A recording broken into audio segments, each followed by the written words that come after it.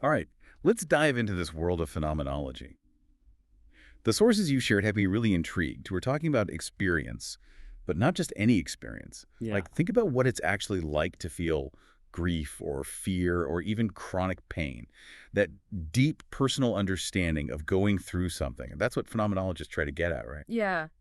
It's fascinating how phenomenology tries to move beyond just describing the world objectively. It's about getting to that raw, subjective feel of an experience. It's like trying to capture what it feels like to see the color blue instead of just listing its wavelengths. Totally. How could you explain what blue feels like to someone who's never seen it? It's beyond words. Exactly.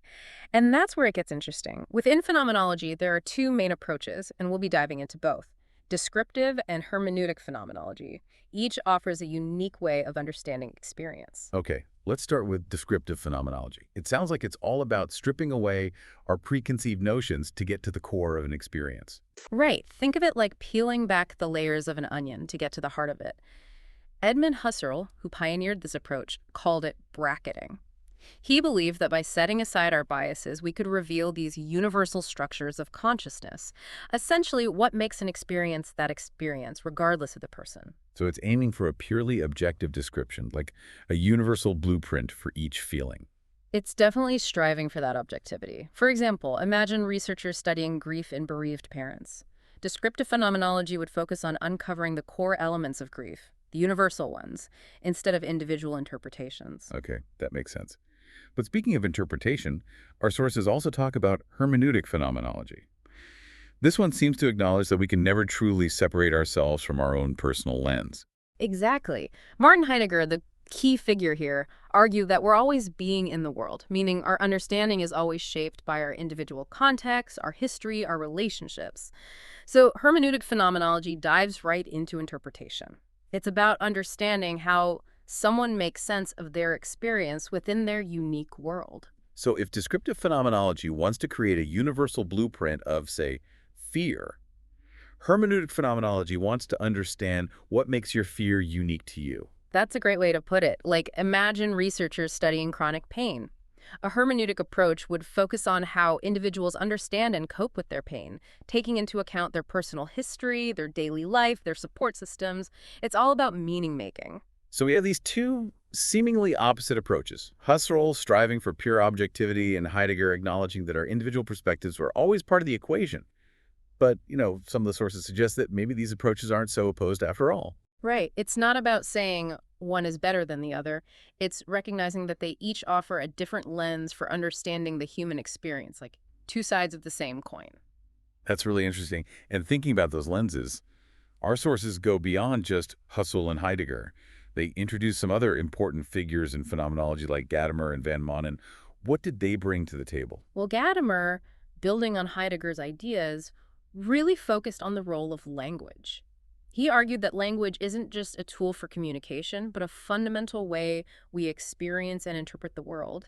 It's through language that we make sense of things, share our experiences, and create meaning. That's a powerful idea. I never thought about language shaping our reality like that before. And then you have Van Manen, who's all about practical application. He took these philosophical ideas and made them more down to earth, offering concrete methods for using hermeneutic phenomenology in fields like education, healthcare, psychology. So he's the one who bridged the gap between the philosophy and actually using it to improve people's lives. Exactly. One of our sources even mentions Van Manen in a study about curriculum design at a university, using in-depth interviews to explore the experiences of lecturers.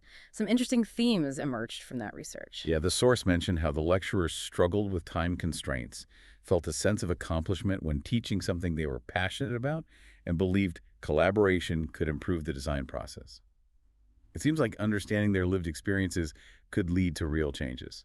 Absolutely. And that's the beauty of phenomenology. It gives us a framework for understanding these complex subjective experiences and then using those insights to improve our lives. I'm already feeling my mind expanding, and I bet our listeners are too. Well, there's so much more to unpack. In the next part of our deep dive, we'll zoom in on descriptive phenomenology and see how it plays out in real-world research. We'll discover how researchers use it to uncover the building blocks of human experience. Stay tuned. Welcome back to our deep dives into phenomenology. I'm eager to see how these theories actually play out in research. It is exciting to see them in action.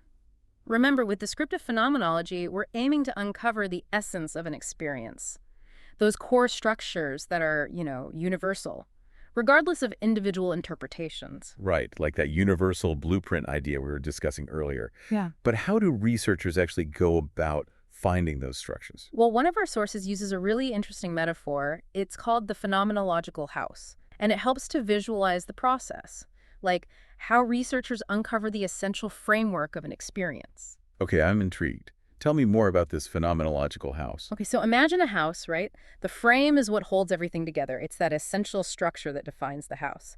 Well, in descriptive phenomenology, researchers are like architects, trying to build the frame of an experience. And they use the stories that people tell about living through it as their guide. So the building materials for this house would be the raw data from those experiences, like interview transcripts. Exactly. Researchers gather these building materials through these in-depth interviews, what they call phenomenological interviews, where they ask people to describe their experiences in detail. And then they analyze those descriptions, looking for the common, essential elements that make up the frame, or in other words, the core structure of the experience. I see. So it's like sifting through all the details to find the common threads, those foundational pieces that make that experience what it is. Precisely. And to do this building of the frame, researchers have to use what's called imaginative variation, or sometimes phenomenological reduction. Oh. It's all about bracketing, setting aside their own assumptions and biases to really stay true to the essence of those descriptions. It sounds like a real balancing act. They Yeah. need to be objective, but also like deeply immersed in the subjective experiences of others. You're right. It requires a special kind of attentiveness. And Amedeo Giorgi, a big name in descriptive phenomenology, he developed a step-by-step method to help researchers with this. It starts with reading the entire transcript, just to grasp the overall feel of the experience. Okay, so they immerse themselves in the story before breaking it down. Then what? Then they identify these meaning units. They're basically chunks of text where there's a shift in the psychological meaning of what the person's describing. So it's like pinpointing those moments where something significant happens within the experience itself. Exactly, you got it. It's identifying those building blocks of meaning. And to get even more objective, they take those meaning units and transform them into the third person. So they're trying to distill the essence of the experience separate from the person's unique way of telling it. That's it. And once they have those meaning units, they analyze them to identify constituents. And these are the essential elements of that psychological process. You know, the ones that make up the experience. Okay, I think I'm starting to see how this house is built. So the meaning units are like the raw materials, and the constituents are like the individual beams and supports that make up the frame of the house. That's a great analogy. And these constituents, they're interdependent, meaning they can't exist without each other. They appear in a specific order within the experience. Think of it like the foundation, walls, and roof of a house. You need all of them in the right order for the structure to work. Got it. So how do these constituents differ from themes, which we talked about with hermeneutic phenomenology? Are they basically the same thing? That's a really good question. It's important to make that distinction. Remember, constituents are those core building blocks of the experience itself, the essential psychological processes. They create that framework. Themes, though, they're more like the furniture or decorations in the house. So themes are more about personal interpretation, individual variation. Yeah, exactly. Themes add color and personality to the experience, but they aren't essential to the basic structure. They can be present or absent without affecting the overall experience. So using the house analogy, constituents are the frame, and themes are like the furniture and decor. Yeah. Okay, I can definitely see the difference now. You got it. And the frame, those constituents, that's what researchers in descriptive phenomenology are really interested in. They're trying to map out the essential structure of that experience, regardless of individual interpretations or variations. It makes perfect sense. So Yeah. in our source about Chan meditation, what kind of constituents emerged from that research? Well, the researchers identified a few fascinating ones, like swaying between relaxation and alertness, the familiar becoming a source of vexation, struggling in isolation, and ultimately finding freedom within that struggle. Wow. Those constituents paint a really vivid picture of what it's like to be a new practitioner of Chan meditation. And that's the beauty of descriptive phenomenology. It goes beyond just describing what people do. It reveals the deeper psychological processes happening, revealing the universal structure even within individual experience. This is really making me rethink how we understand human experience. It's like we're uncovering the shared humanity that lies beneath all the individual differences. Exactly, and that's just one example of how descriptive phenomenology is being used to shed light on the complexities of human experience. In the final part of our deep dive, we'll explore the broader implications of both descriptive and hermeneutic phenomenology. We'll discuss why these approaches matter, how they can be applied in different fields, and what they can teach us about, the nature of knowledge itself. Stay tuned for part 3. Welcome back. I'm ready to bring all these pieces together and see what this deep dive into phenomenology really means for us. Like, why does it matter? What can we actually do with these different approaches to understanding lived experience? That's a great question. It's not just about these abstract philosophical debates. Phenomenology is a powerful tool. It can actually make a difference in the world. So let's zoom out to that bigger picture. What can phenomenology teach us about ourselves? How we relate to each other? How we design the world around us? Well, one of the most important lessons phenomenology teaches us is that there's no single right way to see the world.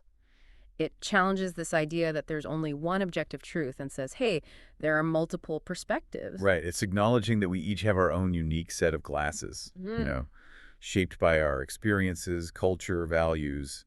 What we see isn't necessarily the truth, but just one interpretation, Yeah. filtered through our own lens. Exactly. And when you realize that, it changes how you interact with other people. You become more open-minded, more curious about their experiences, more willing to really listen to different interpretations. It's like a call for radical empathy, a recognition that someone else's reality might be completely different from yours, even if you're standing right next to them looking at the same thing. It is. It's about moving beyond judgment and embracing the richness that comes from diverse perspectives. So instead of saying you're wrong, you ask, what makes you see it that way? What can I learn from your perspective? That is a huge shift in thinking. But it makes me wonder, if there's no single truth, only interpretations, how do we navigate that? Especially in a world that seems to demand definite answers all the time. That is a really good question, and it's something phenomenologists think about a lot. It's not about saying that all interpretations are equal or that facts don't exist.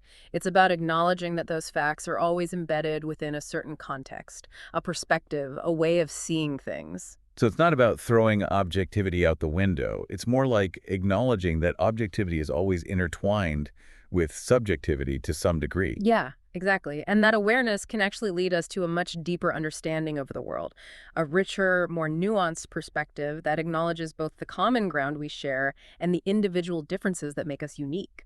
It sounds like phenomenology is giving us tools to navigate complexity and uncertainty, which feels particularly relevant right now. It really does. And this isn't just theoretical. We've talked about applications in education and psychology, but phenomenology is also having a big impact on healthcare, design, even technology. It's fascinating to see these ideas, which can seem abstract, being put into practice. Do you have any specific examples of how that's happening? Of course.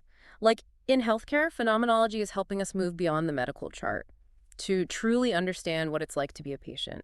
Like, what does it feel like to live with chronic pain? What are the emotional and social challenges of navigating a serious illness? Phenomenology can help us answer those questions. That makes so much sense. It's about seeing the whole person, not just their diagnosis.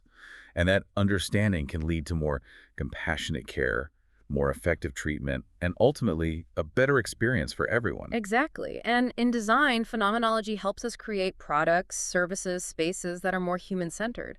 It's asking, what's it like to use this product? What are the user's needs, their expectations? How can we design something that makes their experience better rather than frustrating them? So it's about bringing that empathetic lens into the design process, remembering that you're designing for people with all their quirks and complexities. Exactly. We're even seeing phenomenology being used in the development of AI. If we want AI systems to interact with humans effectively, we need to understand how humans experience the world, how they think and feel, how they make decisions. That's amazing. The possibilities are pretty mind-blowing. It really shows how phenomenology bridges that gap between abstract and concrete, theoretical and practical. It's all about grounding our understanding in the real lived experience of being human and using that understanding to create a world that's more empathetic, more human-centered, and ultimately more meaningful. This deep dive has definitely given me a lot to think about. It's a good reminder that even in a world obsessed with speed and efficiency, taking the time to understand human experience is more valuable than ever. Couldn't agree more. And as we wrap up our exploration of phenomenology, I want to encourage everyone listening to keep exploring. Be curious about your own experiences and the experiences of others. Question your assumptions.